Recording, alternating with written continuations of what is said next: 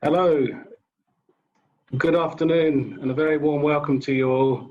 Thank you for joining this webinar by Anglian Dental on air purification systems in dental surgeries. It's obviously a very hot topic right now. Anglian Dental started in the early 1990s. We supply and service a large number of dental practices in the London and the South East. We've always given our best, honest, impartial advice to our clients, and testament to that today, there's a large number of clients on this call that have been clients or customers for 20 or 30 years. A few months ago, we started looking at this topic, inquiries starting to flood in regarding air purification, extraoral suction, etc., and asking how we can help get surgeries open again. So we started looking into it and realized quickly it was a bit of a minefield. So we realizing that what was being stated on the tin wasn't necessarily what was in the tin. So, we started going a bit deeper and deeper and researching, talking to professionals, talking to various industries and dentists, and found particularly dentists were doing exactly the same as we were. And they were researching and getting almost the same message as ourselves. So we're a bit stuck. Here we are, got loyal clients, long-standing relationships, and people saying, please help us. And we said, well, we're stuck, and we're all stuck. So it's out of that situation that this webinar was actually born. We said, let's get everybody together. Let's share an open forum. Let's look at all the technologies. Let's look at the different products. Let's get some dentists on board, and we can just have an open forum, ask some questions, and hopefully get some answers. So the webinar is completely educational. We're here, I'm here to learn as much as all you are as well. It's going to be a bit of fun. We're going to sit back and enjoy it. Just before I hand over to Rahul, there's a couple of housekeeping rules. To enjoy the experience as best you can, please select Speak You on your Zoom screen. It says Speak of You, and whoever's talking will come up nice and large. And there's a chat box, so please use the chat box if you want to make a comment. We'll do our best to catch it to go along. It's going to be loads and loads of questions, I'm sure. It's brilliant. Just put them in, and please forgive us if we don't respond directly. We'll do our best to catch it. And the whole webinar will be recorded. So if you miss something, don't panic. You can catch up with it later. So with that, I'd like to hand over to Rahul, who will be chairing this webinar for us. Welcome, Rahul. Phil, thank you very much. Can I just have the next slide, please?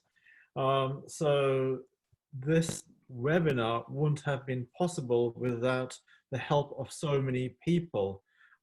First and foremost, thank you to Anglia for actually hosting this and actually planning a lot of the information for this. So really appreciate your time and help on this.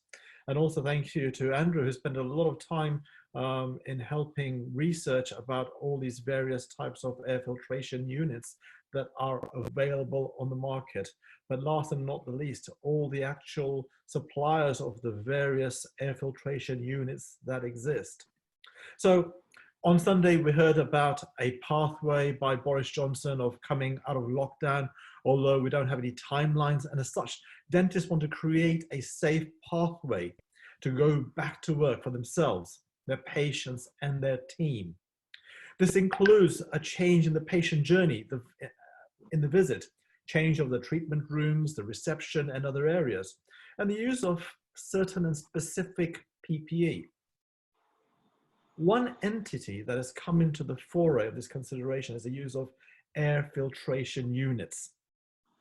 Previously, when thinking of air filtration, I'd have thought about dust, pollen, mold, pollution, and hence why these units are popular in the Far East Asia because of the poor air quality. However, the purpose of removing the viral load in the air of dental practices has arisen only because of the current pandemic. And this has produced many questions for those considering the purchase of air filtration. And the questions that arise when I was looking at this personally was, do these air filtration units actually reduce the viral load, and specifically reduce the viral load of COVID-19? Has a consideration of these units arisen from marketing from various manufacturers and social media, or is just an opinion of certain entities? Is there any specific evidence that clearly shows substantial reduction in of the virus from having a unit? If so, which one? What are the differences between these units? Is one type of unit more effective than another? What are the disadvantages of having one of these, except for the financial outlay? And hopefully, from the information that you receive from the webinar, you will have some of, or many of these questions answered to help you make a decision of whether to get a unit, and if so, which one. So that's the whole philosophy and thought process of the webinar. But first and foremost, what we want to do is think about the various types of methodologies and technologies that exist in the various machines. So can I have the next slide and introduce Andrew to talk about them, please?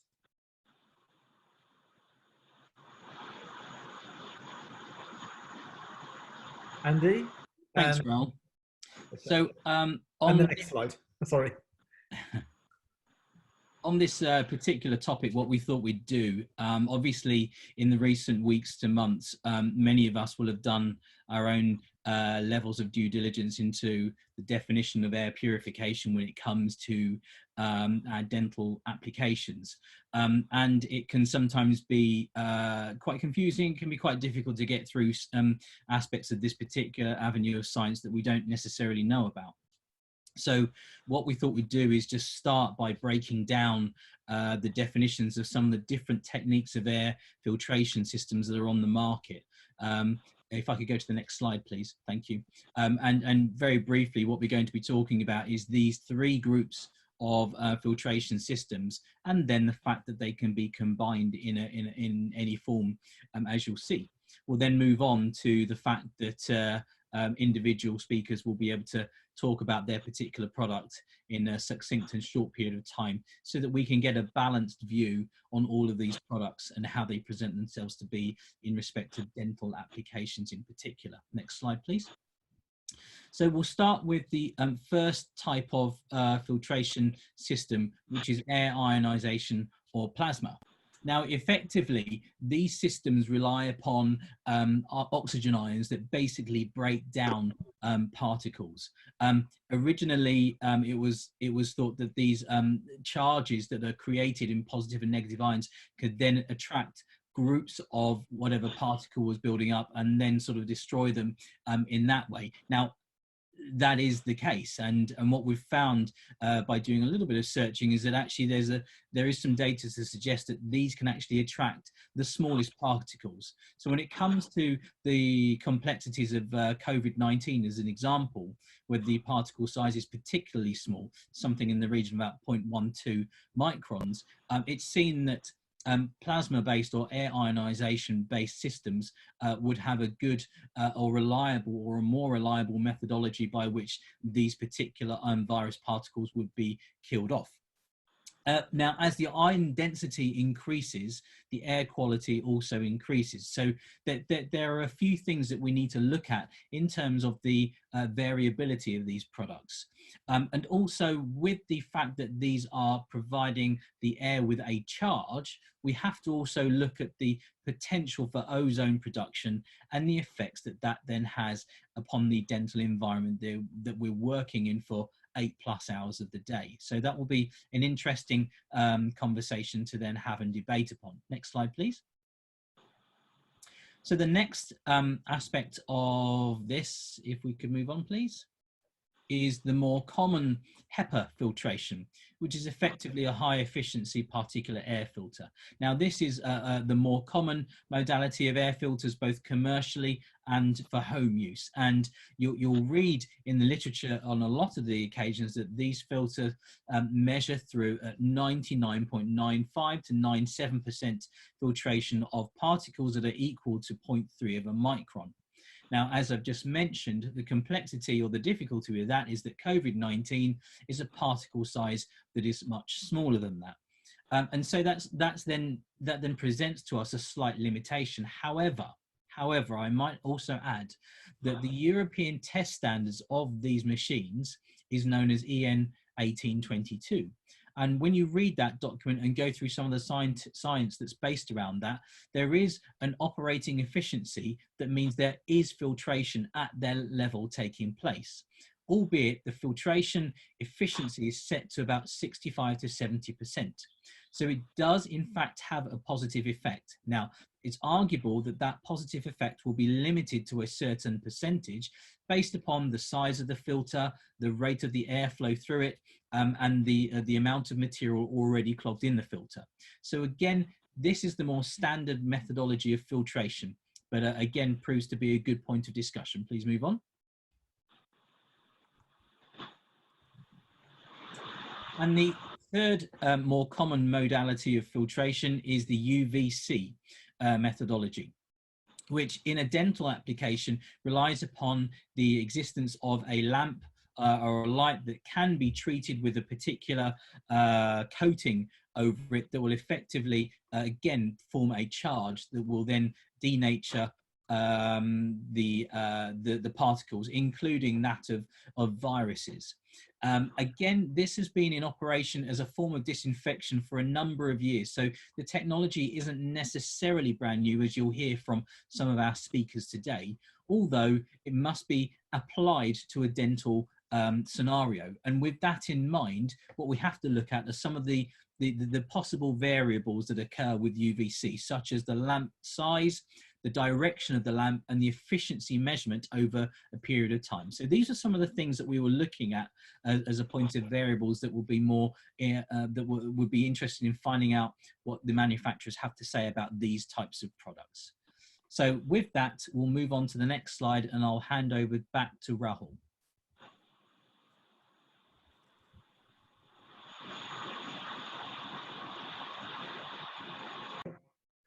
So thanks, Andy. So what I'd like to do is really get each person from the various types of technology to talk about their specific product. And just so you know, each person has a time limit of 2 minutes, so it doesn't become too onerous on each of us about every single product, but we get a flavor of what each product's all about. So we're going to first and foremost start with the ionization or plasma technology and call upon Jarmo to talk about the Genano 350. So Jarmo, and probably next slide as well.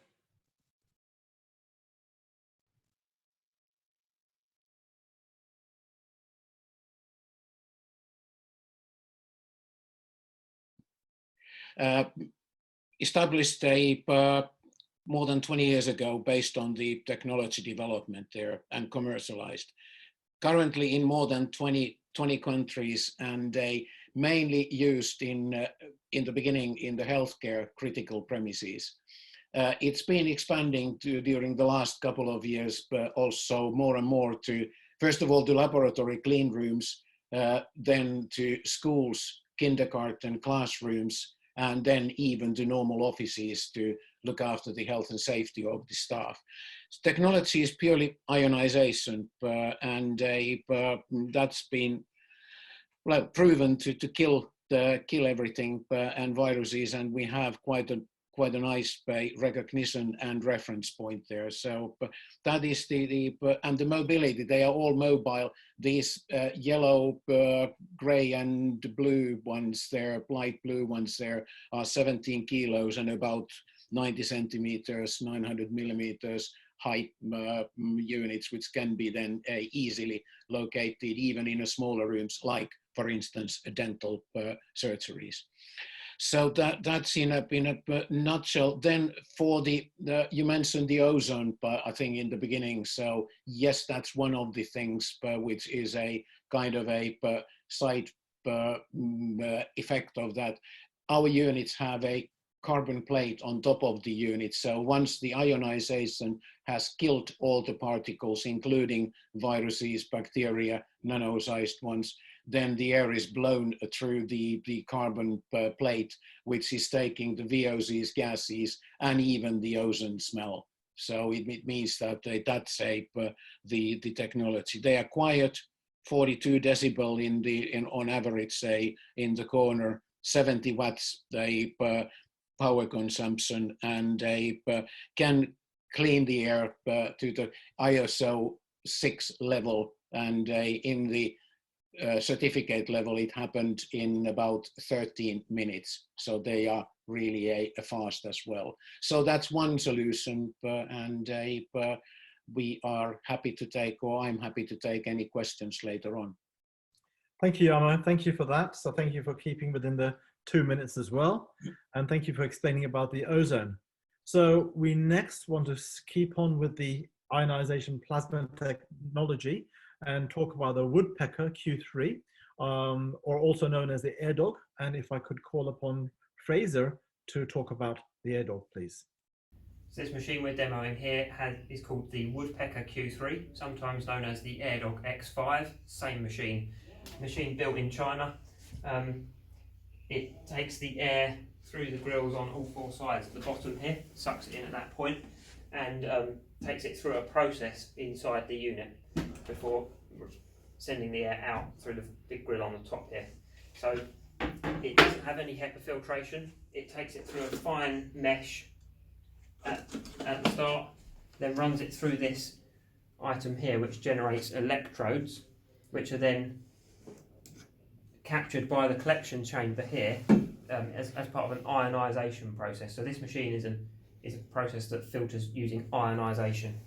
This item here has to be cleaned regularly, can be cleaned in the dishwasher, but it does need to be fully dry before it's inserted back in to the machine for use.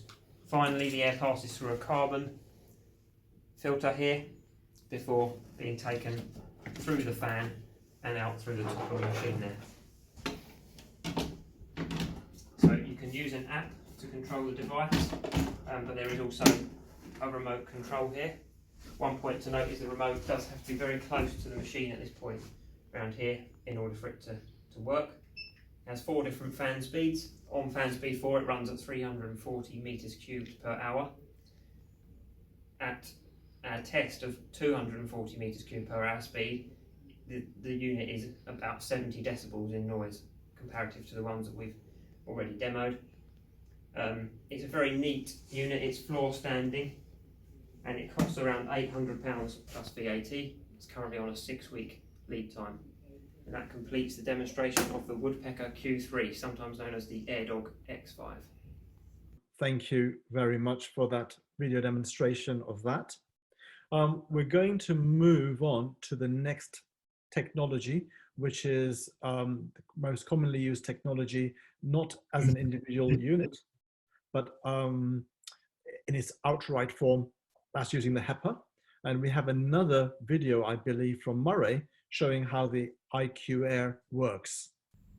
So today we're demonstrating the Cleanroom 250, which is a dental machine specifically made for dentists, made by IQAir, which is a Swiss company. So this machine is made in Switzerland. Been around for 50 years, make a lot of air purification units. So this machine uses HEPA filtration technology. It sucks in air from the surgery, from the environment in at the bottom, takes it through various filters inside. Important to note that they're very tight fitting in this machine. We've taken it apart. Very tight fitting, meaning there's no leakage, there's no way for air to get around the filters. At the top it's got a H13 HEPA grade HEPA filter, which is individually certified to EN 1822. It has an antimicrobial coating on the fibres, meaning that any viruses or bacteria which come in contact with it cannot survive. So they cannot live or produce on the fibres of the filter. And clean air comes out the top there. This machine has a very nice user interface. You've got different airspeed settings. You've got a timer built in, so you can set it up, and you've got indicators on the filters, so you know when they need replacement. Let's turn it on. It's now running at 240 cubic meters of air per hour, and we will just conduct a very brief sound test.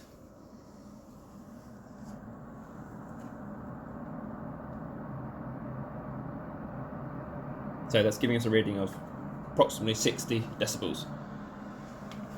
So this machine, it comes as a floor mount primarily, although it does come with casters, which is great because you can wheel it between different surgeries. You can also get a wall mount bracket to have it mounted on the wall. It does require a filter replacement approximately every year, and there's a dealer network set up to ensure you're having a trained professional do this procedure. The current retail price of this is £1,332 plus VAT. That concludes our product demonstration of the IQAir Cleanroom 250. Thank you very much, Murray. So moving on to the third type of category of technology, which is just using UVC on its own. So I'd like to call upon Richard to talk about the GRUV. Hello, can you hear me? Yep. Yeah. Jensen International has been in UV curing since the 1970s, and in the mid-1990s we got into UV disinfection by developing surface sterilization for sterilizing packaging, bottles and so on, and gradually moved into the food industry, where we do a lot of disinfection for air control in food storage areas and things like that. And because of that, we've had to develop a fairly roughy-tufty approach, because we know that in those industries, people don't change the filters and expect the thing to keep working for years and years and years. So our stuff is designed like that. We've got there are many ways to skin a cat, and we have picked the simple way to do it. What we do is that we know that in a situation where a room has to be disinfected, the idea is to do it as soon as possible. So we use as much airflow as we can, or as much as we practically can get away with the noise or with the customer preference. And then we have a sophisticated modeling software, so we make sure we apply the appropriate amount of UV, so that we can get a 4-log reduction in whatever it is that we are trying to dispose of. Now, with viruses, because COVID-19, we're following the models as they do with SARS, and we find, of course, viruses are quite relatively easy to kill with UV, or to dispose of with UV, and so we're getting a 4-log reduction with COVID based on the SARS model in the systems we do. And effectively, they're tubes with fans in, good quality fans running the air through, no filters, minimal back pressure. They can be mounted on the walls, they can go on ceilings, they can hang down, they can do, the engines can go variously anywhere. Richard, thank you very much. Thanks for that explanation of the UV technology. So now we come to really the group where the 3 technologies, or a couple of them, have been combined into one unit, whether it's HEPA, UVC, and or plasma ionization.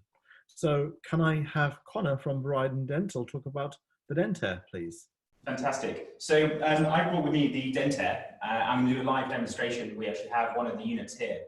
And we'd actually started development of this about 8 months ago. We have a lot of ties with the South Koreans who make it mandatory to have some form of air purification within the surgery, because they've done studies to find that actually within a dental setting, you have some of the worst air quality in any building because of the amount of aerosols we're creating as dentists. For those of you that don't know, I'm a dentist myself, and so a lot of the products that we developed, my team are dentists. So we've based our product specifically around dental and the fact that you're generating a lot of aerosols. So our unit is capable of processing a lot more air than most of the other units. We can actually do up to 600 meters cubed an hour. So it means that your machine on general use is only going to be ticking away in the background about 20 to 30% of capacity, which means I was asked to provide a decibel reading of around 240 meters cubed an hour. And ours at 260 meters cubed an hour will be 38 decibels. So you'll barely hear it. But what that means is it has the ability to ramp itself up and process the air in an average surgery in under 3 minutes. And to demonstrate that, I've got a particulate generator here that's going to blast the machine and completely overwhelm it. And what you'll find is the React technology senses those particles, reacts to that, and then really massively outputs the change of the machine. It's a combination of the largest HEPA filter, the largest carbon filter on the market, with UVC and air ionization. So it will decontaminate air in the most efficient way possible. The unit itself is $995, including VAT, but we've teamed up with Anglian Dental to provide it to anyone who's on this seminar for $899, including VAT and delivery. It's manufactured and assembled here in the UK, which means if you ever have any problems with it, We are the ones that will repair it. We keep all spare parts on site. And many of you will be aware of our level of customer service. And if we can't fix it within 48 hours, we'll send you a replacement unit. So I'm just now going to blast this, this unit here. And so it will pick up the particulates in the air. This unit will generate up to 20,000. You can see it starting to pull it in.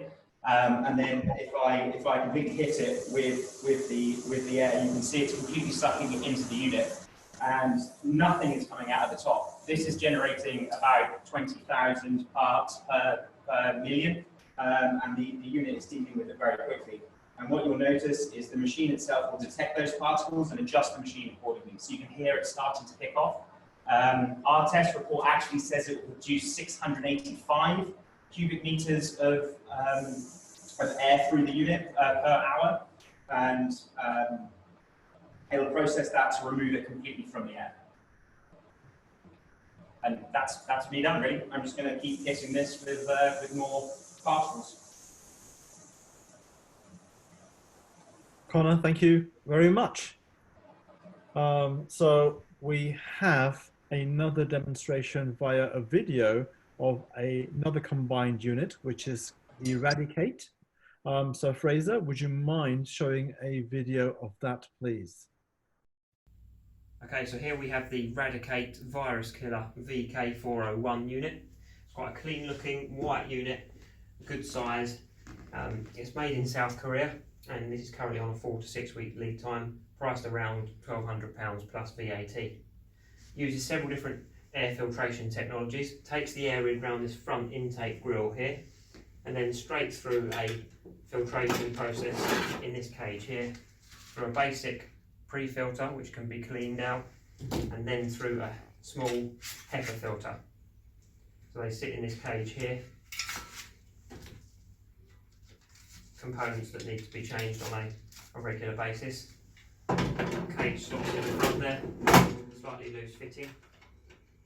The air then passes in both directions through a UVC chamber, one on each side, with 4 UVC lamps in each chamber, and then out through a carbon filter through the output grills, which I just show here, through the carbon filter, one on each side.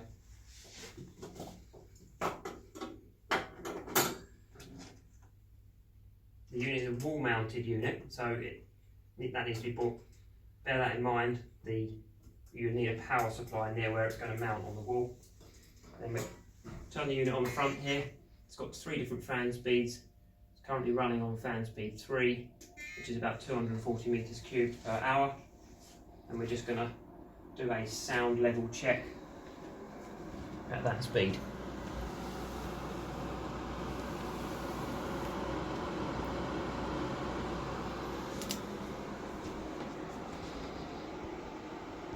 About 65 decibels on average. That summarises the Radic8 unit. Thank you for the video, Fraser. So we're going to move along to the third air purifier with using the combined technology, and that's from Airvia. And Gregor is going to talk about that now. So Gregor? Correct. Thank you. Can you see my screen? Is it loading? Yeah, we can see you now. Wonderful. All right, I'll play the video while I'm speaking through it. It's a simple smoke chamber demonstration. So I'm Gregor from Airvia Medical. We're a French company.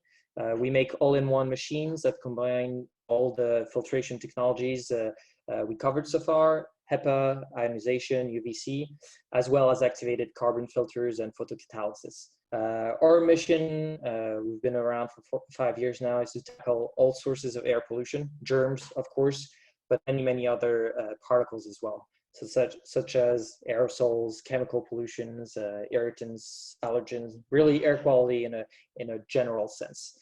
It's a quiet machine. It goes from quiet to powerful, really. There are 5 speed levels. It goes from 60 to 550 meter cubes per hour. Around the benchmark we've been referring to, 240 meter cubes per hour, we're about 44 decibels, so quite similar to everyone thus far. Aside from combining all the aforementioned technologies, the main innovative aspect is our cylindrical design. It allows for a 360 air intake and vertical output. It optimizes the air circulation quite a bit and explains our high CADR, which is a clean air delivery rate. It also comes with a handheld control display. It lets you, at a glance, check the air quality in real time. It tracks fine particles, so PM 2.5 and formaldehyde. Gregor, Thank you. thank you very much. Yep. So just to clarify, the last 3 air purifiers we've seen, or air filtration machines we've seen, are actually all combination of either UV, HEPA and ionization. And there is a 4th one that we want to talk about, 4th and finally, the Jade Air. And if I can call upon Ken to talk about that, please. Hi, Rahul. It's actually Marshall Stereo that will be talking, not me. Hello. Sorry, I private messaged you, but I think you didn't get Okay. it. No, sorry. It's okay. Yeah, please do go and describe your machine. Okay. Hi, so I'm with Surgically Clean Air. I'm the CEO of Surgically Clean Air. We started in this business over 10 years ago, specifically designing machines for the dental industry. We were born out of machines that were designed as a rapid response to the SARS epidemic, and now we've come full circle to the COVID-19. We have several thousand dental practices in North America that are already utilizing our technology. We've gone through 10 versions of our system to have it perfected specifically for dental. And it's extremely important to understand what you need to look for in an air purification system. And we recommend that you need 6 air changes per hour in the entire practice.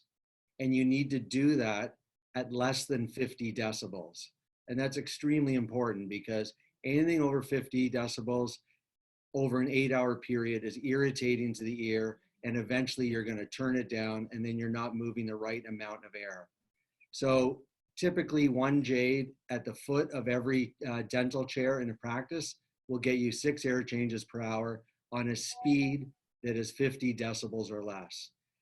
Also, another thing you should look at very closely is what is the cost of the system over a 5-year period, including capital costs and consumables. We take a holistic view on what should be addressed in a technologies. So we have a capture stage, which is filters, HEPA filter, ultrafine filter, absorption, which is to take out gases and VOCs, that's carbon. Third is destruction, which we have UV. We have a catalyst TiO2, which is like UV on steroids, which creates hydroxyl radicals. And then we re-energize the air. So it goes through all the different stages, comes a large quantity of air very quietly. And our system is made of cold rolled steel. It's a very premium product. And you can see that there are sensors at the top of the machine. And it's also hand wave gesture, which means that there's no cross contamination with touching a phone or touching the system itself in between patients. So if you want to turn the system up on high and clean the air in a minute or 2, you can do that just simply by waving your hand over the system.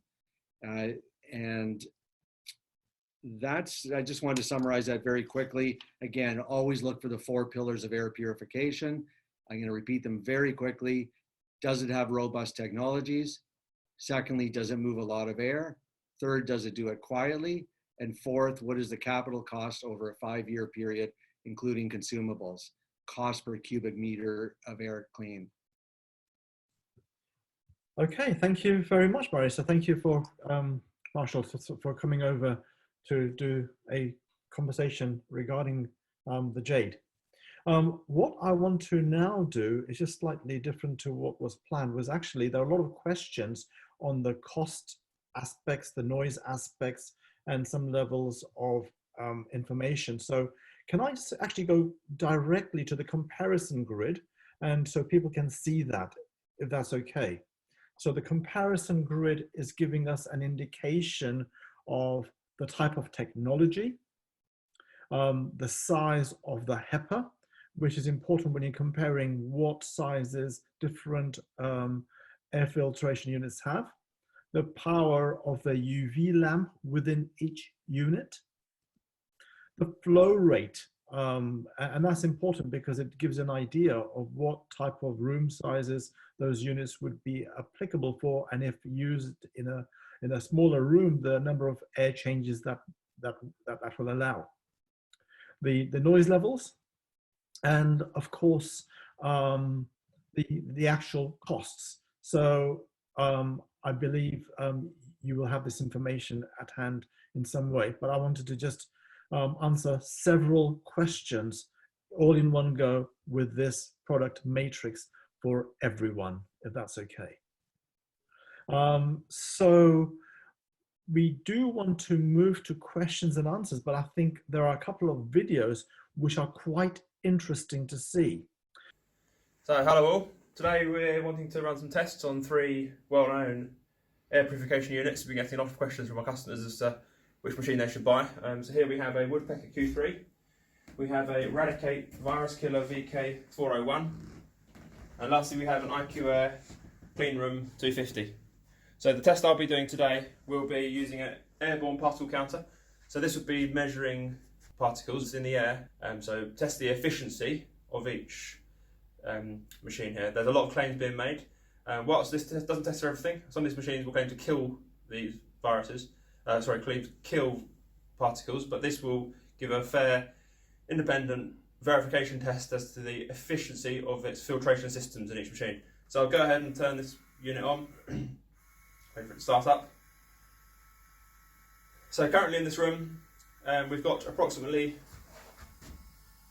38,000, 37,000, 40,000 particles in the air, so that's averaging about 39,000. And I'll now go ahead and turn on the Woodpecker Q3 machine. Point to note, it does have a remote control, but doesn't really work until you hold it very, very close to the back of the unit. So I'll be running every machine at full power as a fair test.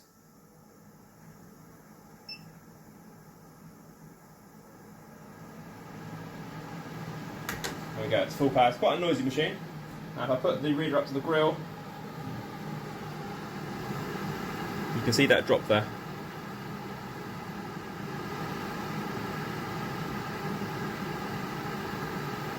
So that's gone as low as 2,000, 2,500.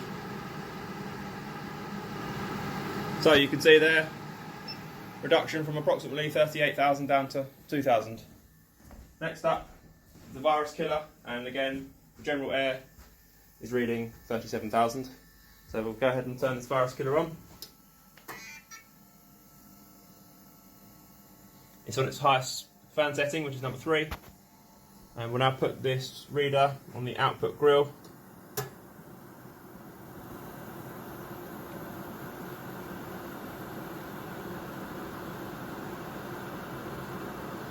There you go, it's now reading 5,000.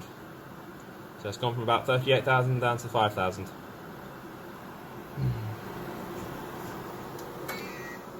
And lastly, we will test the IQAir machine. So currently in the room we've got, again, it's about 35,000 particles in the air. I'll now go ahead and turn this on.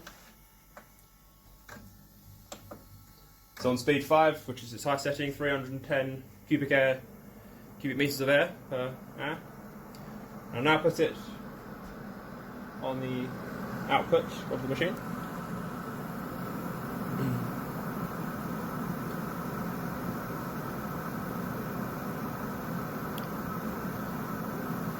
And you can see this has dropped down to 0, which is quite remarkable. And it appears to be holding it consistently at 0. So that's very interesting. It's removed all the particles from the air. Just try another point on the grill just to make sure that's a correct reading.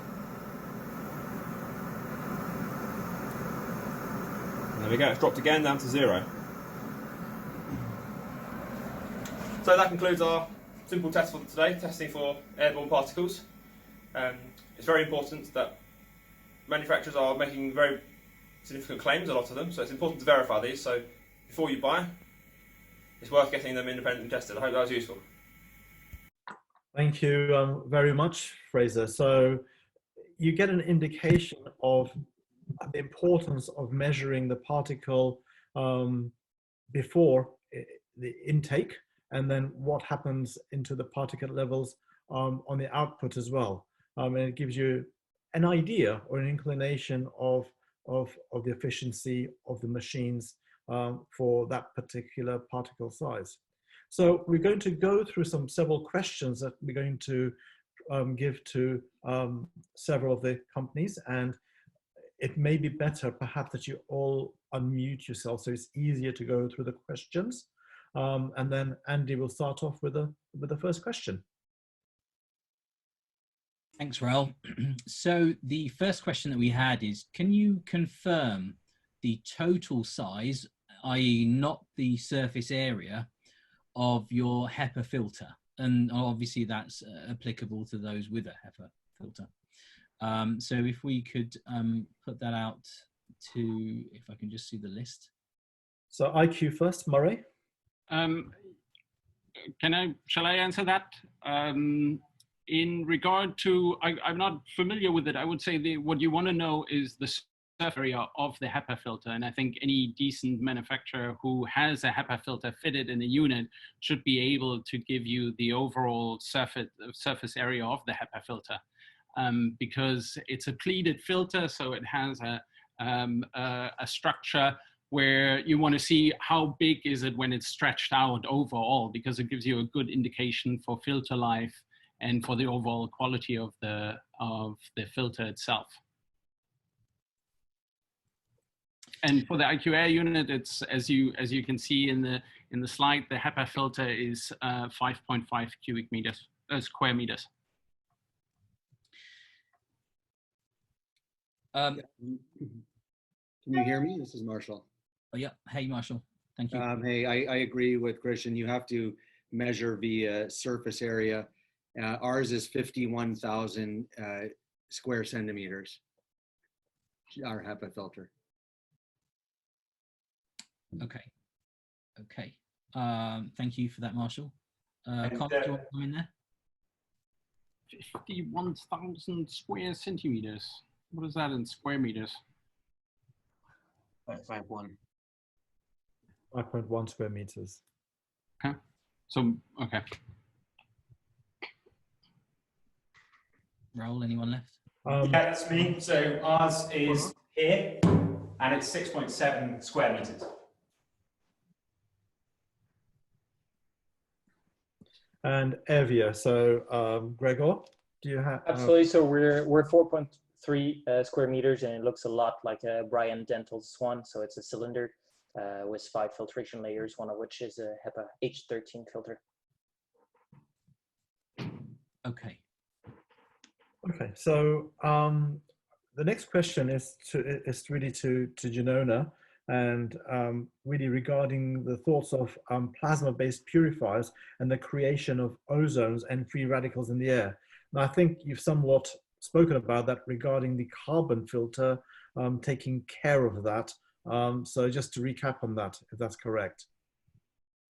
Yes, that's correct, Babe. So that's taking care of it. So what we know in the testing environment is that that filter is replaced in an annual service. If it's really dirty area, you might need it in 9 to 10 months per cycle, and you practically notice it if you start smelling ozone. It means that the carbon plate is already getting to the end of the life.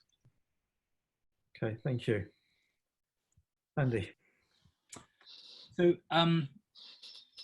in your with your individual products, the effective distance of the stated filtration levels, is there any data that you have that serves there to be an effective distance from wherever the source is? Obviously, from a dental perspective, the main aerosol generating source is going to be very, very localized. And so, of course, it may make a difference on where the device is situated in relation to that source. So is there a critical distance that you would have with your product from the main source? If we can open that up to Yama? For us, it means that the 350 can cover something 80 to 100 square meters by floor area in the room.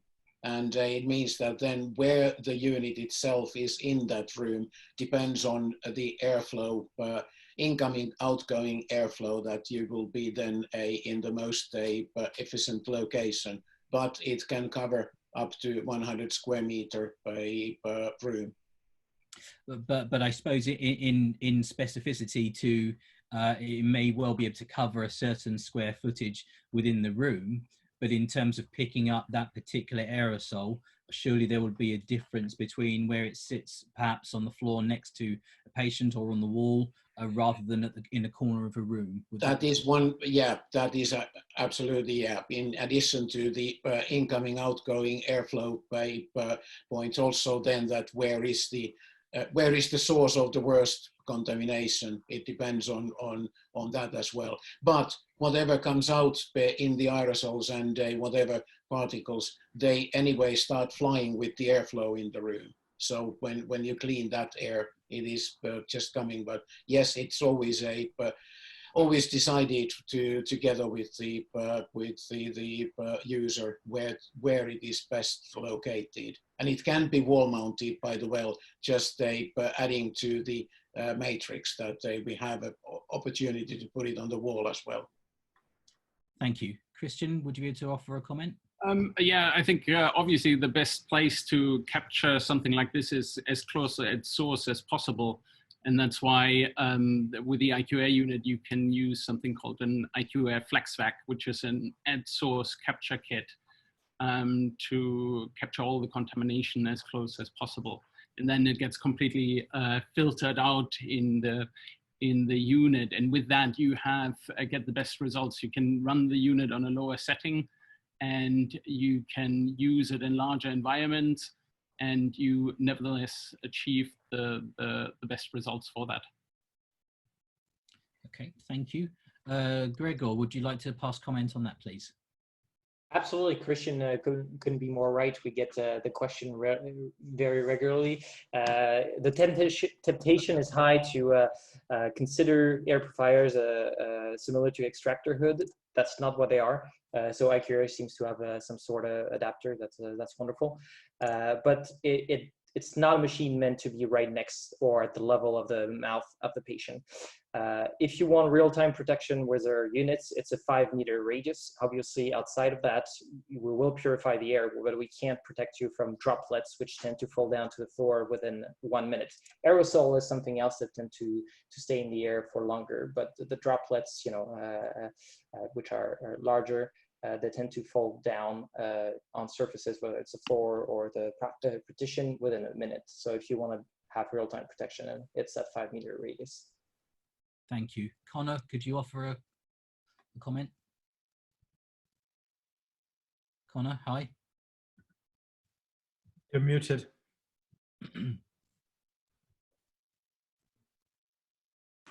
Sorry, Andrew, I missed your question there.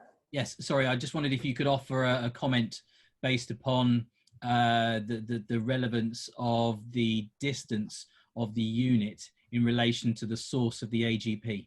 Absolutely. So we created the unit to encourage the airflow within the surgery, because what we found from our research was a lot of the units which were either wall mounted or have lower throughputs need to be more specifically placed very, very close to the dentist. So what we found with our unit, it's designed to take in air from 360 degrees around the unit and then shoot it out the top. So what you do is actually create the airflow within the dental surgery. So it means it is less important, because of the high throughput of the machine, to put it so close to the dentist. So we're actually able to create that airflow to make that less applicable where you're putting the machine. In all of our tests we conducted, we actually found the best place for it was in a corner, exactly 20 centimeters away from each wall. And that allowed you to create almost a donut of air, which kept a cycle going of the air being moved down to the floor, pulled into the bottom machine, and then the clean air pushed out the top. Okay. The average surgery being around 30 cubic meters with 600 cubic meters an hour, it means that you'll be able to turn over that air in about 3 minutes in the average surgery. So looking with a lot of the dental chair in the way, the cabinets in the way, you're probably looking at sort of more like 5 or 6 minutes, but it's still well within the Public Health England guidelines of 6 air changes an hour. Thank you, Connor. Marshall, if we could have a comment from yourself. Sure. We did a robust study with a university using computational fluid dynamics, and the best position for an air treatment system is at the foot of the patient. And what that does is it draws the aerosols away from the breathing zone of the dental unit, of the dental workers. So it's, yeah, it draws it away, and you get, again, if you have robust airflow, again, that will help dramatically in mixing the air and diminish what's in the air. It is also important, when we talk about air changes per hour, I can't stress enough, measure it under 50 decibels, because that's the true, determination of how quickly you can clean. Okay, thank you for that comment. Richard, would you care to make a comment on that, please? Hang on, right. On the what I've been quite interested in is that can you hear me all right? Yes.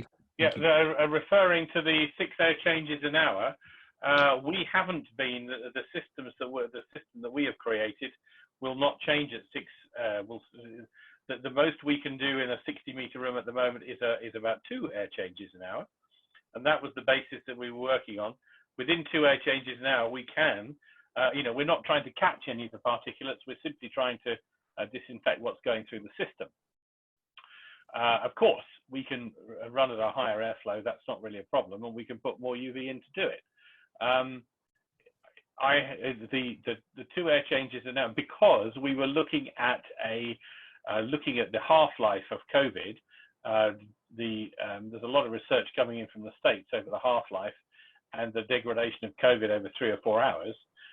We were based on the fact that 2 air changes an hour was sufficient for what we were doing, and that's what's come through IUVA. Undoubtedly, 6 air changes an hour is going to be better, but it's an interesting difference. What I've heard today, it's different to what we've come through from the IUVA. Quite an interesting thing for us to think about. Thank you, Richard. Okay, Rahul, over to you. Thank you. So one of the concerns about having a HEPA filter is the stagnation of the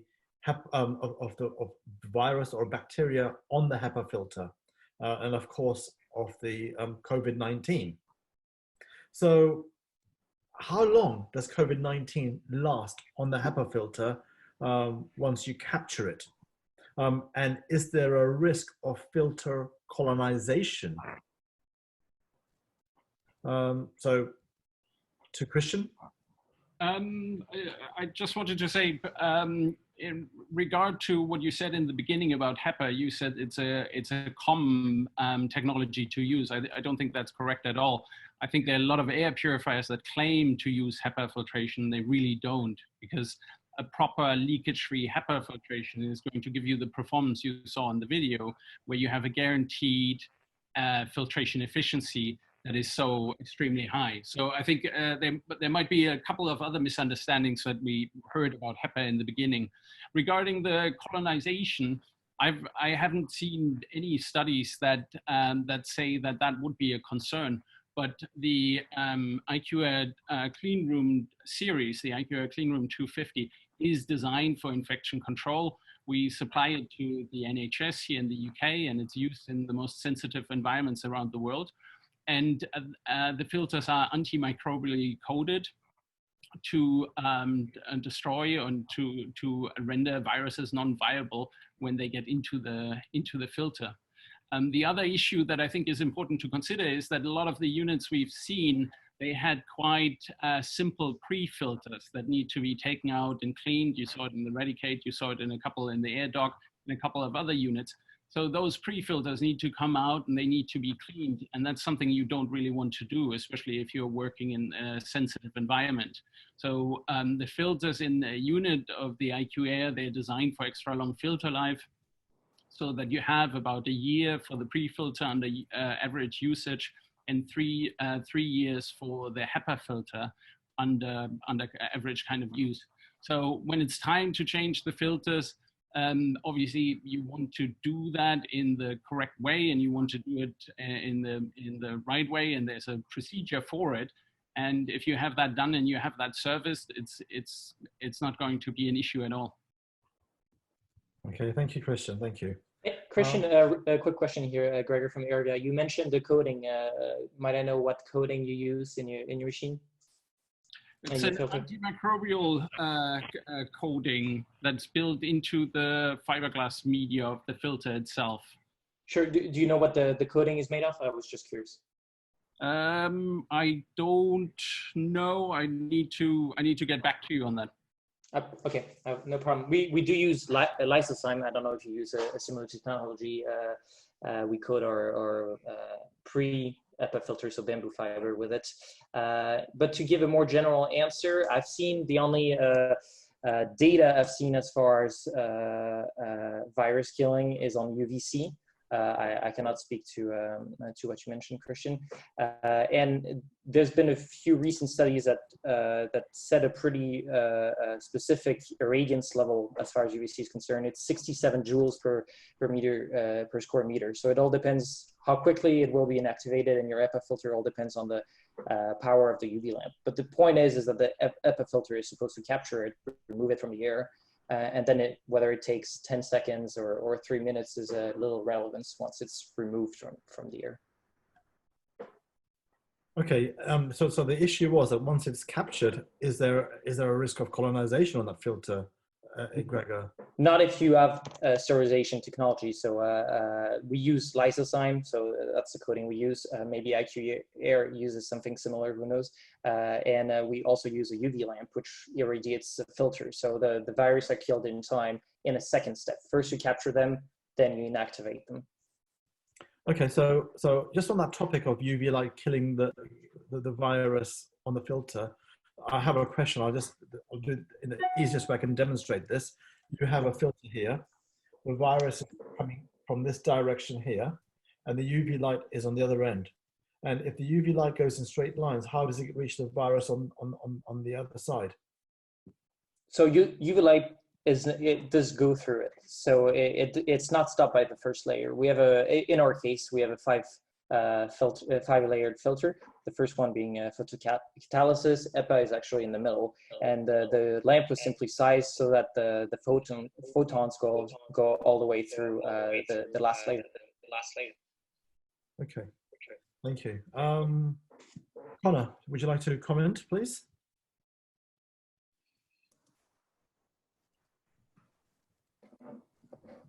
Connor? To comment on this one, that the UV light will go through some filters, very unlikely, I would say, because the filters are quite dense, and the UV light will not get through there. Okay. Can I have Richard comment? Sorry, not Richard. Ken, please. Marshall, sorry. Yeah. So the short answer about colonization is it just doesn't happen with premium systems like IQAir and surgically clean air. We have our UV so whatever's not captured by the fine particulate filter and was never not absorbed by the carbon filter, then will, excuse me, make it through to the UV, which is in the center of the carbon. So we do not believe that there's colonization. There's very little literature that actually happens. I think it's something that other organizations tend to push, that say, oh, it's going to grow through, and this, it's just not true. Marshall, a quick follow-up. I think the question was, what about devices that were captured by the HEPA filter before they, like us, before they go through the activated carbon or the UV stage? What about those that were already captured? What happened to them? Are they colonizing the HEPA filter? When you replace your filter, did it become, you know, some sort of infestation nest, or is there some way to inactivate in that layer as well? I think that was, I believe, the spirit of the question. Well, I mean, similar to other HEPA systems, you know, if you run ours 24 hours a day, 7 days a week, it'll run for a year. I mean, it'll be utilized for a year. So, you know, any viruses are on it will be long dead by a year that goes by, and you can simply change your filters after a weekend if you think that is a concern. We don't believe it is a concern. We don't see a whole lot of literature out there that it is a concern. But if you really are concerned, just change the filter 3 days later after a weekend. If that is your concern, we don't think it is an issue though. Okay, thank you. Andy, over to you. Okay, so the next question is that one of the protocols currently in place for in between patients with the advent of COVID-19 is fogging using an an HOCl mixture. Now, by using that type of fogging in a dental application, what the intention there is to try and bring the appointment time shorter. So effectively, from what was originally stated to be 2 hours, could be brought up to about 30 minutes. Now, the question is that utilizing any form of droplet device, utilizing something like HOCl, is there any potential for damage to your equipment or premature clogging to the filter or anything to the electronics that you would be concerned about in theory? If I could ask Marshall to start off with, please. There's no issues. I mean, whether you use hypochlorous acid, hydrogen peroxide, ozonated water, any of those kind of mists will not affect our system at all. Thank you very much. If I can ask Gregor. No, same here. I mean, it's a similar system, no problem. I do ask people to be a little bit cautious with a product like that. I mean, of course, short term, we're all trying to fight COVID-19, but long term, if we do overuse chemical solutions and solutions similar to that, we're going to create multi-resistant bacteria, and it's going to be a lot longer to recover when a super resistant bacteria shows up. So please do be mindful of that. Air purification and self-speech aside, keep in mind, nature always strikes back. Okay, thank you. If I can ask Connor. Yeah, reiterating what the other guys have said, we've tested with a number of different sort of products that you're using within the dental surgery. We actually designed the unit to be made of metal so that if you're wiping it down, which you do in your general cleaning regime, those chemicals are not going to affect the parts of it. So that's why we can offer a 5-year mechanical warranty on the actual unit itself. Okay, thank you. If I could then ask Jamo.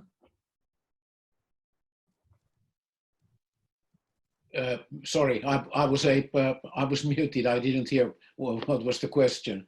The question was the use of fogging devices with HOCl potentially causing damage to the system or any concerns, because what we're trying to do is reduce the time interval between patients.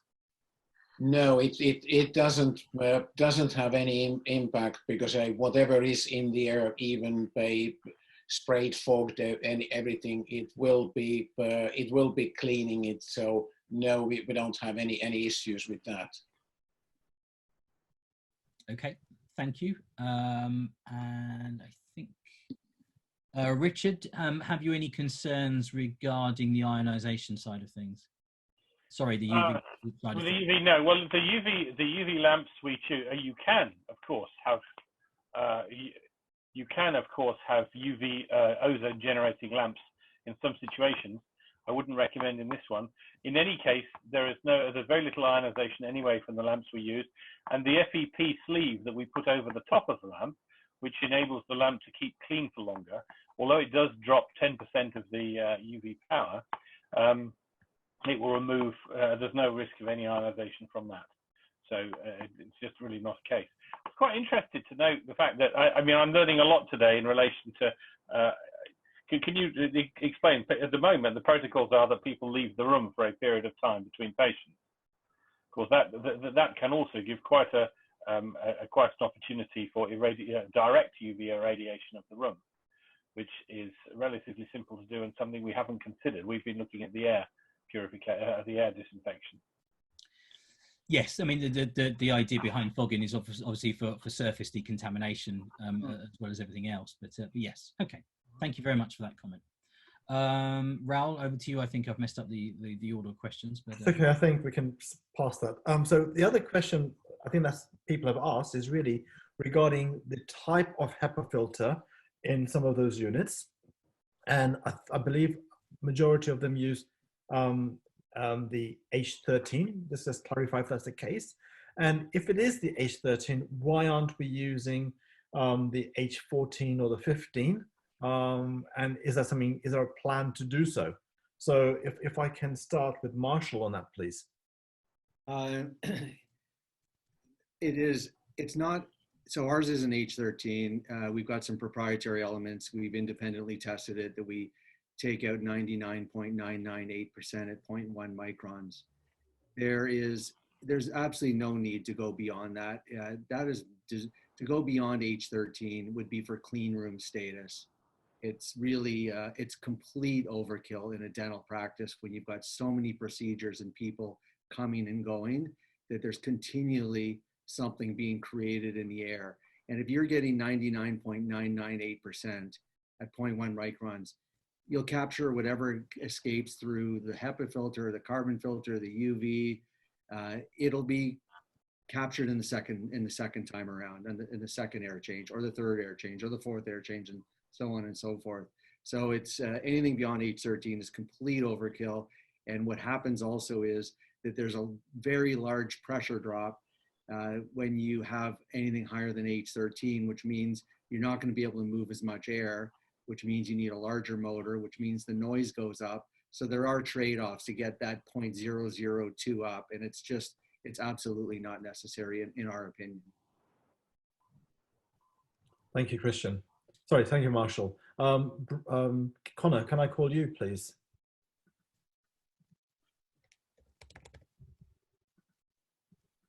You need to unmute. Yes, so we came to a similar conclusion. We had the options of an H13, an H14, H15, and to get the 0.002 increase in the difference between the filters, it means that you're massively dropping the throughput of the machine, not to mention the unbelievable increase in price for the replacement filter. So in the dental environment, you're not needing to filter down to those levels, especially when you combine it with something like UVC, because anything that gets through that filter will be picked up with the UVC and the ionization. So actually we found that the sweet spot in the filters was H13. And I think that's why so many of the other units use H13. Okay, thank you. Gregor. Absolutely, Marshall said it all. There's nothing to add. We use the HEPA H13 as well. Going above that, or even LPA, you get a 0.02% increase, and you drop in airflow, so it's counterproductive. There's no point to it. H13 is what you need. Thank you. And Christian. Yeah, I agree with what the other said. I don't think there's any reason to go any higher. But I would question how many units are using proper leakage-free H13 HEPA filtration in the first place. A little bit like we've seen with the test in a couple of units that were there, the AirDoc and the Radic8. They might claim to use a HEPA filter, but the question is, do you provide a whole system filtration efficiency? It's very simple to take a box and put a fan in it and put a filter that is a HEPA filter in the box and put a lid on it and say, here's your HEPA air purifier. But the question is really, is the air that comes out of the unit, the whole system filtration efficiency, is that at the HEPA standard or not? And that's a very different question. We test a lot of air purifiers, and it's very rare that units actually live up to that. So I think a good standard to look at is the standard that you saw earlier. Thank you, Christian. Standard for the EN 1822. So can I actually call upon the slide that Andy showed about the HEPA filter? So can we just go back to the slide regarding the HEPA filter? And I have a question here specifically for Christian. And the slide showed that the efficiency of an air filter to attract a virus of the size of 0.125 millimeter, which is the size of the COVID virus. I think it's a slide before then. Slide 6. That's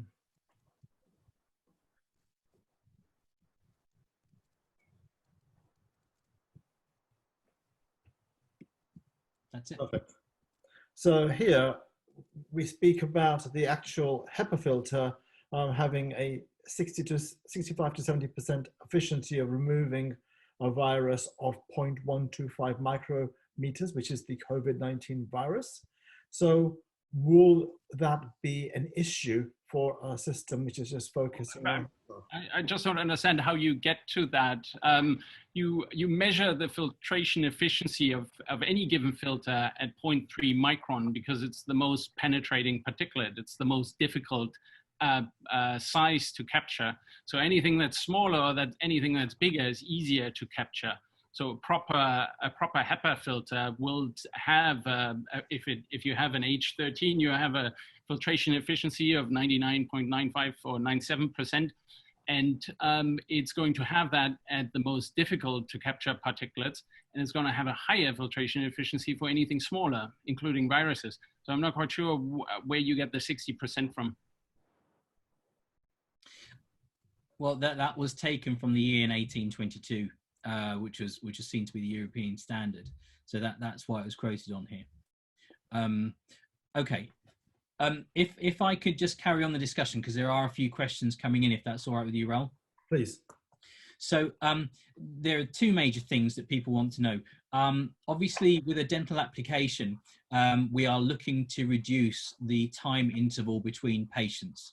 And it's clear to see that filtration units, by definition, aren't able to completely eliminate the risk of COVID transmission in a dental environment, and it will be a tall order for that to take place.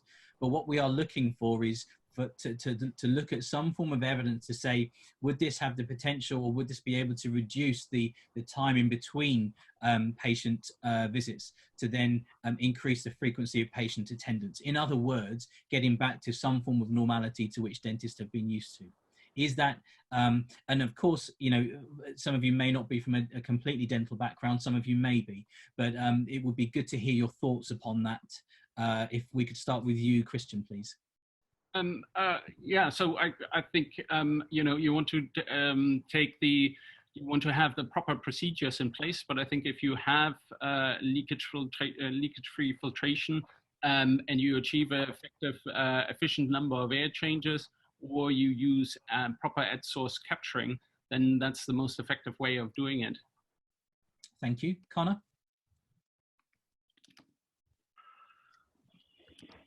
Yeah, so from a dental company, we took our own kind of initiative to work out what we're actually looking for and why we're taking the gap between patients. And a lot of that is based upon current guidelines within a surgical practice. So Public Health England guidelines suggest 6 air rotations an hour, which allows you to have to reduce the gap between patients. Currently, they're saying 30 minutes based on a dental surgery that has no rotation of air, which is why we designed the unit itself to provide as many air rotations as possible. So in a 30 cubic meter surgery, you can do a rotation every 3 minutes. So basing it on science as to why there's a current gap between patients because you don't have that air circulation, we can then change that so that you do have air circulation and that we're able to do 10 to 12 rotations of air per hour. Now, until the CDO releases guidance to say anything different, we cannot be the ones to say that, yes, you can shorten that gap between your patients, because currently 30 minutes is based on a surgery without air purification. Once it's based on science, and therefore you're saying that that air has gone through a machine, then it means that that gap has no reason to be 30 minutes if you have some form of rotating the air and getting the contaminants out of it. Thank you, Connor. Marshall? Just to comment quickly on a couple of comments. When we say 6 air changes per hour, we're talking about the entire facility, not just the operatory, because very few, unless you're an oral surgeon, have closed operatories. So that includes the hallways, the steri center, the waiting room, the lab if they've got one on site. But to your question about aerosols settling and being closed for 3 hours or 30 minutes in between patients, I wish you asked me that question in a week, because we are actually spending almost $100,000 on a clinical study, and it's happening as we speak, in a dentist's office with the University of Waterloo, and we are going to be testing at 6 air changes, 8 air changes, 12 air changes, what the natural settling rates are. We're going to be doing computational fluid dynamics. You can actually see the ultrafine aerosols and particulates in the air. So we think we'll have the most robust study in about, we'll have preliminary numbers in about a week's time, and in about 2 months' time, we'll have the full research paper written on that. We did it about 10 years ago with a different machine, with one of our first generation machines. And so we're very confident of what we'll see the results. But until that happens, it's just talk. And I think even the regulatory bodies that say, at least in North America, a lot, they're talking about waiting 3 hours between patients, which will basically just bankrupt the entire industry. So we are actually soliciting ourselves to try to get on the scientific committee for the American Dental Association. We're in contact with the Centers for Disease Control to talk about some of these guidelines and what's realistic and what's not realistic, because it's one thing to say, here's a recommendation, but if there's not a solution out there for that recommendation, it's just going to fall on deaf ears. You know, dentists will just close their practices. So what we're pushing with the Centers for Disease Control and the ADA is 6 air changes per hour for the entire facility at less than 50 decibels. And again, we're doing the studies so we can show the regulatory bodies about how quickly aerosols settle or don't settle with or without an air purifier at different air changes per hour. So it's a pretty meaty question you asked, and unfortunately there's not a lot of research out there on it, or it's you know, sporadic at best. Okay, thank you very much for your response. Gregor, any comments to add to that? Yeah, absolutely. It was a pretty complete answers, all three put together. My answer would be it will take longer to sterilize the surfaces than it will for any air purifier present today to purify the air in the practice. So, you know, of course, official recommendations aside, I think focus on sterilizing the surfaces properly with whatever other operations you have. But the air purifier can go, it depends on the CADR, but yeah, 3 to 5 minutes, it can renew the air of an entire practice. Okay.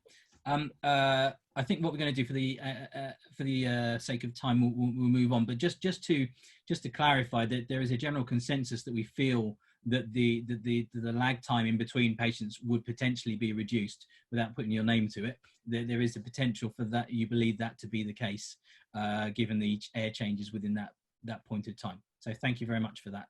Rahul? Yeah, so the question, Marshall, was if once you've done your study, would you mind sharing your initial sort of thoughts on what's come out of that research? That would be really interesting for this group here. Yeah, I mean, as I said, it's literally, it starts on Thursday of this week. Okay. In a operatory with live patients. And, you know, until we have the literature, you know, we're confident what will come out of it, but, you know, there's a lot of anxiety right now with dentists about this wait time between patients. And it's not realistic what they're saying right now. A lot of jurisdictions have already started to change, and they're going towards the 6 air changes per hour with HEPA and UV. So we're seeing that with some of the smaller dental associations, but the big boys like the American Dental Association or, you know, the Centers for Disease Control have not come out with a regulation or a recommendation as of yet. They will be. And air purification, I've been told very confidently from regulatory bodies that air purification will be a standard of care or best practices in the worst case scenario going forward. Now that might take several months. So I think they're going to start to see a lot more literature. And just, this is not the question. I do not know you didn't ask this question, but I don't think people should be buying air purification systems solely as a Band-Aid for COVID-19. I think that's irresponsible, and it's a Band-Aid solution. You have to think about robust solutions long-term. We've been doing this for 10 years. You know, we had 400 dental reviews just last year, pre-COVID-19, about the things that we're doing.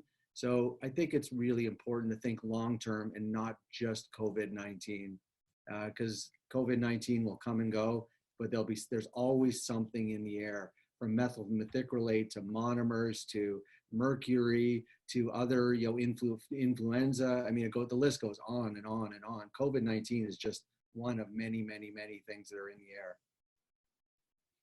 Okay, so I'm going to ask. Thank you. Just wanted to add something real quick, Gregor from Airvia. I couldn't agree more. A short-term investment would be silly, mostly when you can get machines that can filter chemical pollution and other pollutants that are much more concerning of a concern on a regular basis. COVID-19 will come and go, but chemical pollution, let's say, and other epidemics will come around. Yeah, thank you. I'm going to ask something pretty controversial to all of you right now. So at the moment, there is an entity called the British Association of Private Dentists, who have written a pathway to work position paper after studying multiple studies using air filtration in dental practices. I've just written a summary of what's from the paper on the chat. But really, the thoughts were that the demonstrated technology and models are theoretical. That means they've not been carried out in dental practices with the correct sort of stringent protocols, and therefore cannot be applied or practical to dentistry. So a comment on what has been written and your thoughts, because these are scientific studies, and the science has been looked at and researched in the methodology of every single experiment, and where the experiment has not been thorough, then we found flaws. So yeah,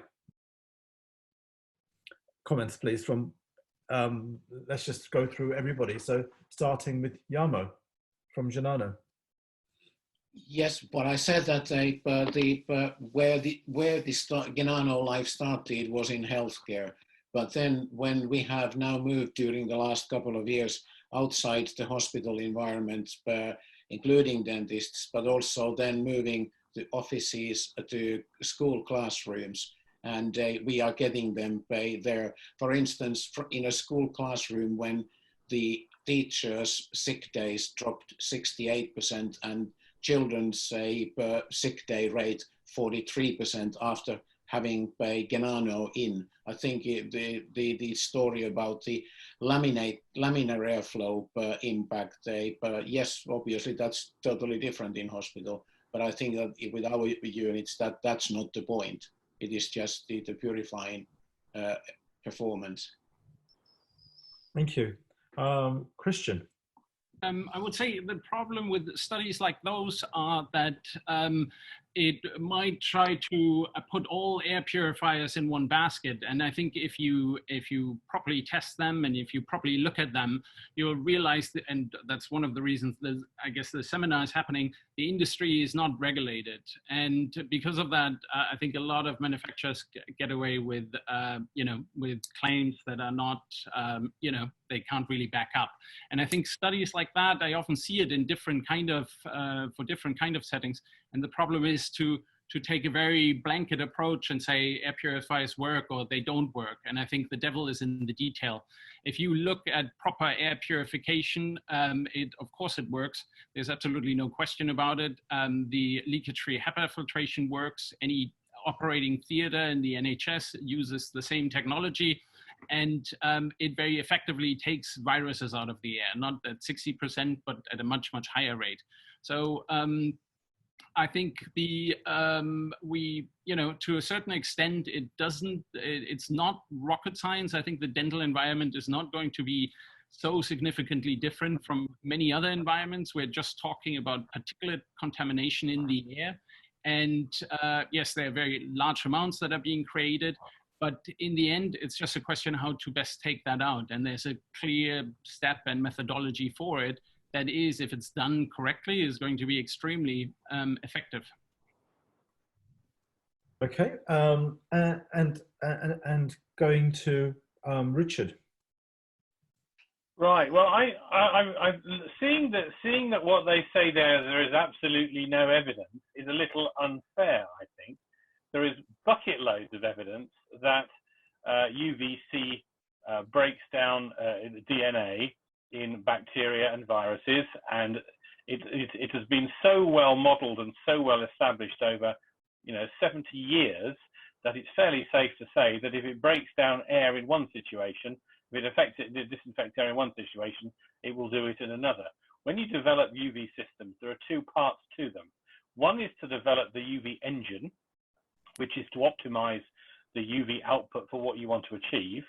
And the second one is effectively the transmission system, the optical system, whether it's with reflectors or whether it's having some CFD-based system where you move the air in front of the lamp or you expose the surfaces or whatever else like that.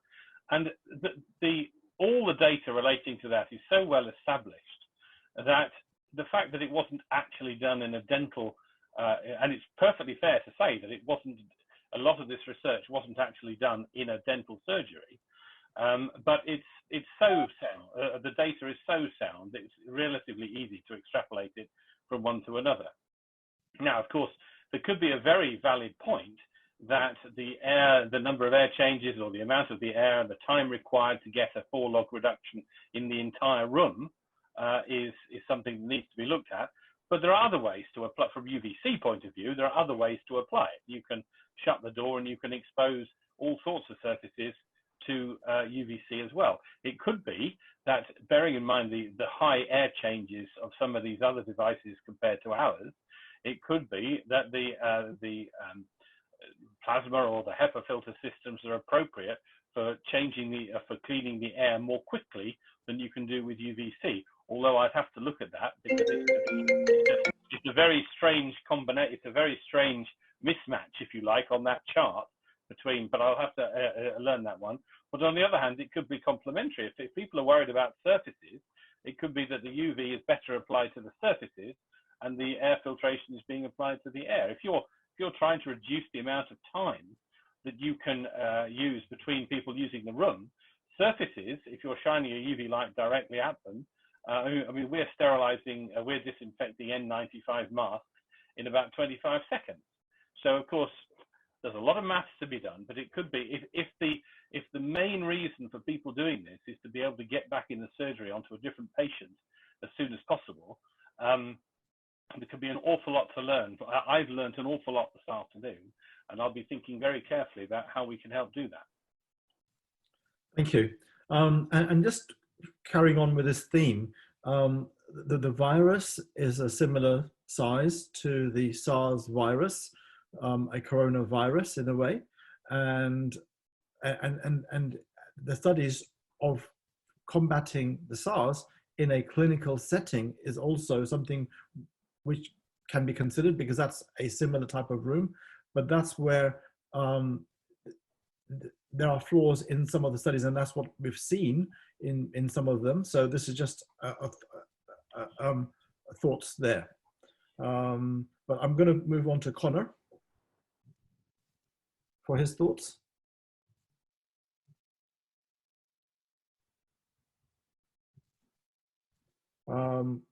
Gregor? Hi, sorry, I was muted. I mean, we look at it from, I know there's lots of papers and things to say about the treatment of viruses in medical settings.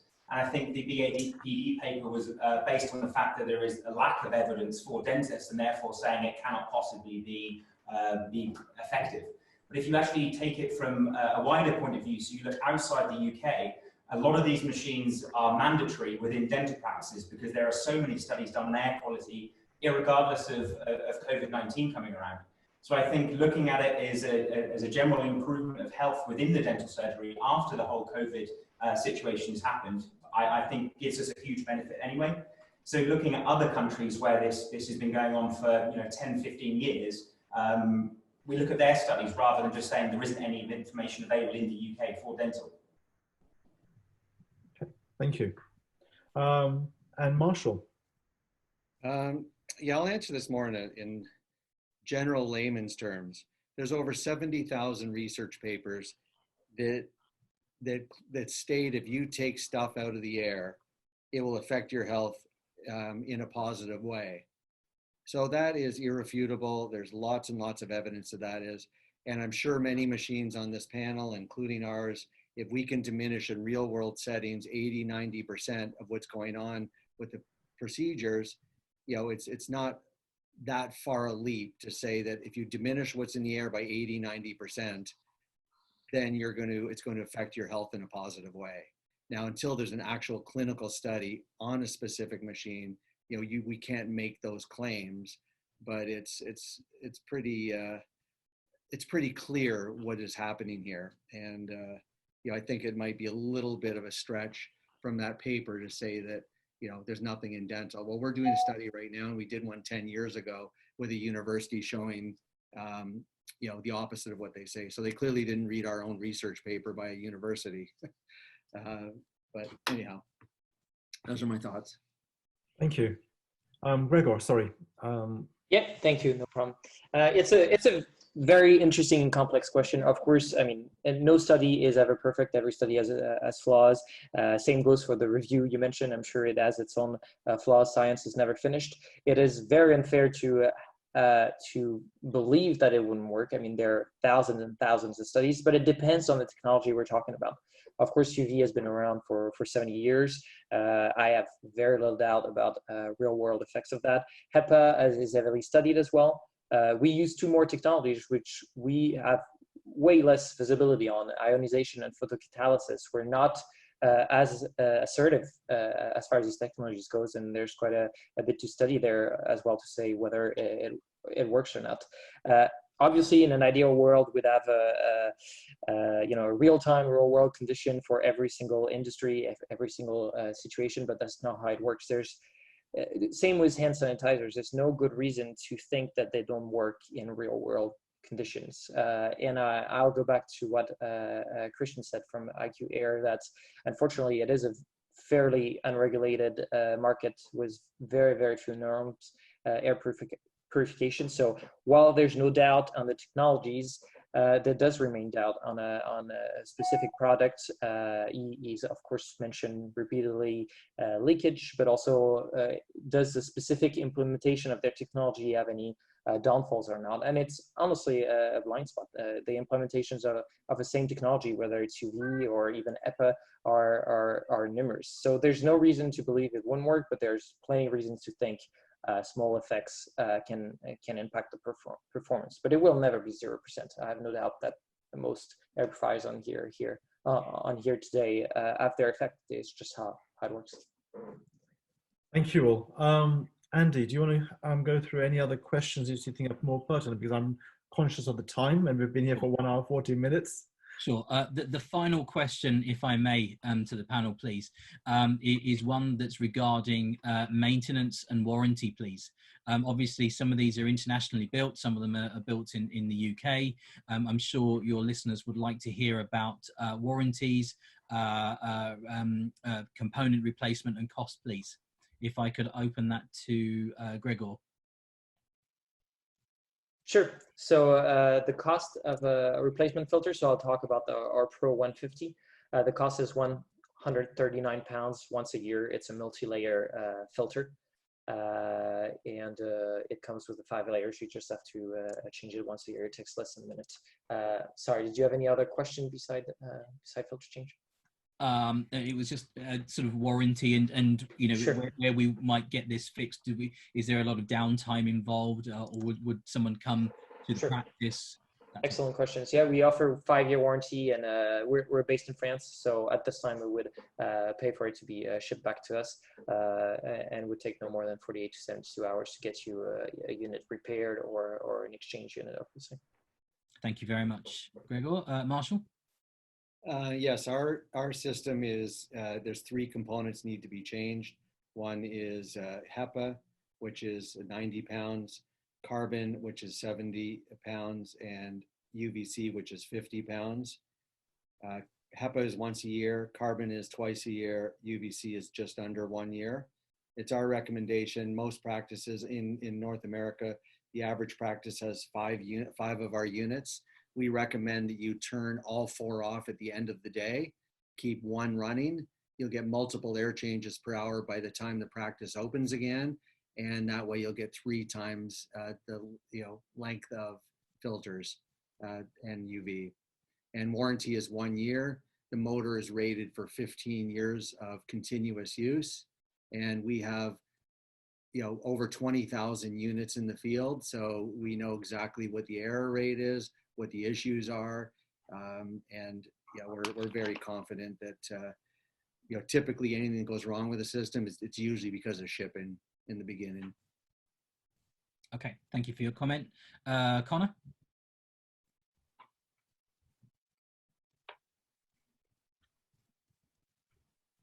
I just need to unmute Connor, please. Thanks. Yeah, so we actually offer a 5-year warranty. The only thing that's not covered under the 5-year warranty is electrical, so that's 2 years. And one of the reasons why we can actually offer a longer warranty is the fact that the unit is not constantly running at 100%. So the motor won't overheat, and so that we can regulate the amount of flow through the actual unit. Because the people that will be assembling these will be the people that are replacing parts should it ever be needed, we can generally sort of do turnarounds in 48 hours. The cost of the replacement parts, so this HEPA filter is £48, and that's including VAT and including delivery. The carbon filter, which goes inside that, is £38, including VAT and delivery, and the bulb is £51, including VAT and delivery. The HEPA and carbon filters need to be replaced between 6 and 12 months, depending on their use, and the bulb between 1 to 2 years. Thank you very much. If I could open that up to Richard. Please. Okay. Yeah. The only thing you need, the system is very straightforward. There are no filters or things to replace in it. There are 2 bulbs. They have to be replaced they're on 24 hours a day. They will be nearly 1 year, so about 8,000 hours. And the cost of those bulbs are about £30 each. They're very easy to fit. Typically people would fit themselves like they'd fit a bulb in any any light fitting. We have a 2-year warranty. The 2-year warranty is largely because these things are designed to go into the food industry where you get condensation and people hosing them down. So in the situation that you will find in a dentist office, I really don't see you'd have much of an issue at all, but that's the current situation. So it's very easy to fix yourself, £60 a year. And then if anything, I mean, if someone had a real problem and dropped one and they were worried about the next day, if it's a standard product, we could have another one to them in the morning. Thank you for your response, Richard. And Yarmo, please. The warranty is 2 years, but if you take the annual maintenance service contract, then the warranty is valid until the contract is valid. So, and the 350 annual cost is when there is it would be something about £150 per year roughly, and even when it's simple to do the cleaning, the annual service, i.e. cleaning of the collection tube, that would be even reduced because that's that doesn't need high-tech engineer to do it. Okay. Okay, Rahul. Christian. Oh, forgive me, Christian. Yep. So the IQAir units, they have an intelligent timer, so you can set up the unit to go on before you come in the morning, a couple of hours, then run throughout the day and then automatically go off at the end of the day. So preserving filter life that way, be off on the weekend or days you're not working. And you have, you can check the remaining hours per filter. You can set up the unit to indicate let it know the contamination level that you're dealing with for the individual filters. And the unit, all the units are, as mentioned, manufactured in Switzerland. They individually tested, certified, and guaranteed for their high performance. So we don't expect any warranty issues whatsoever. But we provide 1 year warranty, and if you purchase it through a company that services it, then they're going to probably have extended warranty on it as long as you serve it with them. And Thank you very much.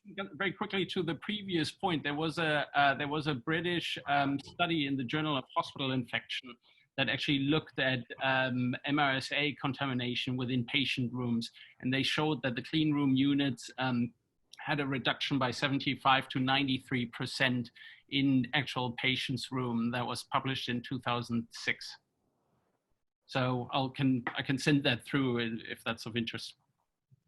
Yeah, please do. Thank you. That'd be great. I think I'd like to call upon Murray next, please. to demonstrate a couple of the differences in the sizes between some of the filters that he may have taken out from some of the units. So could we have the next slide, and Murray to just talk through those slides, please? Thanks, Rahul. So this slide here, just based on the units that we had available for testing in our office, we were able to compare just in a basic way sizes and visual differences amongst some of the HEPA filters.